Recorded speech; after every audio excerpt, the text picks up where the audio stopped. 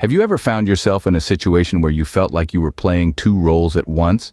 Like you were a friend on the surface, but beneath that, you were gathering information, working like a spy? Welcome to our exploration of the 14th law from the renowned book, The 48 Laws of Power. A law that states, pose as a friend, work as a spy.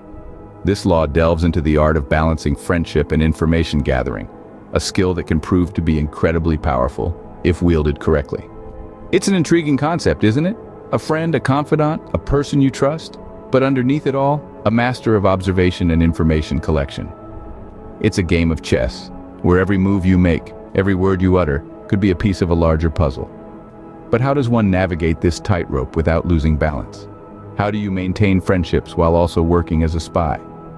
Well, that's what we're here to explore. Stay tuned as we delve deeper into this intriguing law of power. In order to fully understand this law, we need to dissect it into its key components.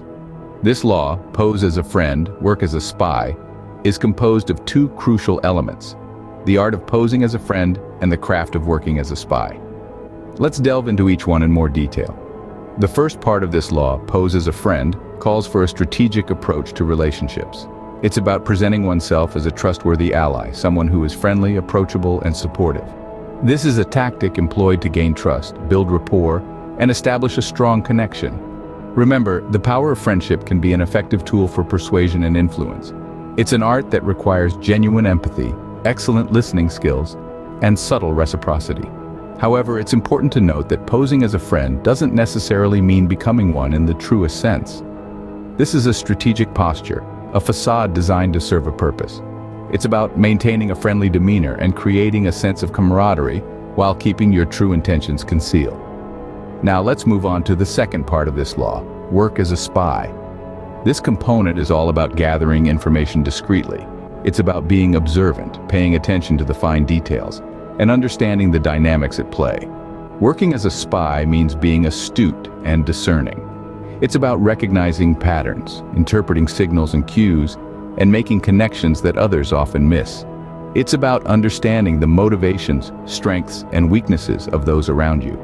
This information, when used wisely, can provide a significant advantage and help in navigating the complexities of power dynamics. However, working as a spy is not about betrayal or deceit. It's about being informed. It's about understanding the landscape you're operating in and making strategic decisions based on that understanding.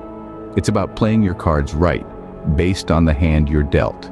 In essence, this law is about striking a balance between appearing friendly and being observant. It's about maintaining a friendly front while gathering crucial information in the background. It's about understanding the layers of human interaction and using that understanding to play the game of power effectively. The 14th law, pose as a friend, work as a spy, is a nuanced strategy that requires a delicate balance of empathy and cunning, of warmth and cold calculation. It's a dance between the heart and the mind, where one must master the rhythm to truly excel. Now that we've dissected this law, let's look at some real-life applications and implications.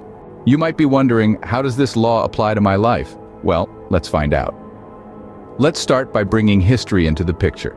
Take, for instance, the cunning statesman and advisor Chanakya from ancient India. Known for his political acumen and wisdom, Chanakya posed as a friend to the ruler Dhanananda while secretly gathering information about his kingdom's strengths and weaknesses.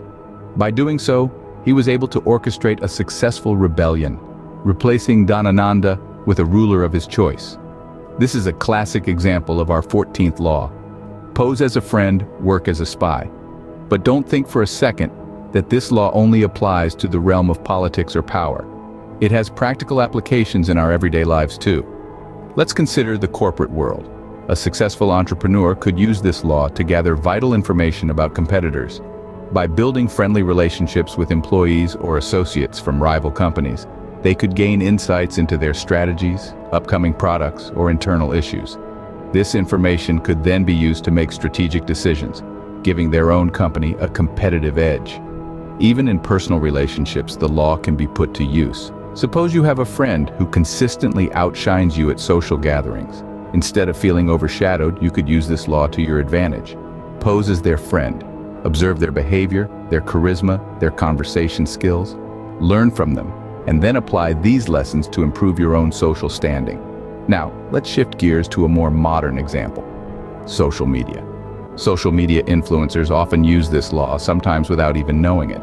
They follow other successful influencers, engage with their content, learn from their strategies, and apply the successful ones to their own content. This way, they keep growing their follower base and influence. Before we move on, let's clarify one thing. The 14th law does not advocate for deceit or betrayal. It's about observing, learning, and applying. It's about understanding the world around you and using that knowledge to navigate life more effectively. It's about posing as a friend and working as a spy, not to harm others, but to grow and improve yourself. And remember, this law isn't about being a passive observer. It's about being an active learner. It's not enough to just watch and listen. You have to analyze, understand, and then apply what you've learned in a way that benefits you. In essence, the 14th law is a tool that can help you gain a deeper understanding of your surroundings and the people in it. It encourages you to learn from others, to adapt and grow. It teaches you to be both a friend and a spy, balancing the two roles to navigate the complex dance of life. As we can see, this law can be quite powerful when used correctly. So what does it mean to follow this law? What are the implications? Let's delve into the moral, ethical, and practical implications of posing as a friend while working as a spy.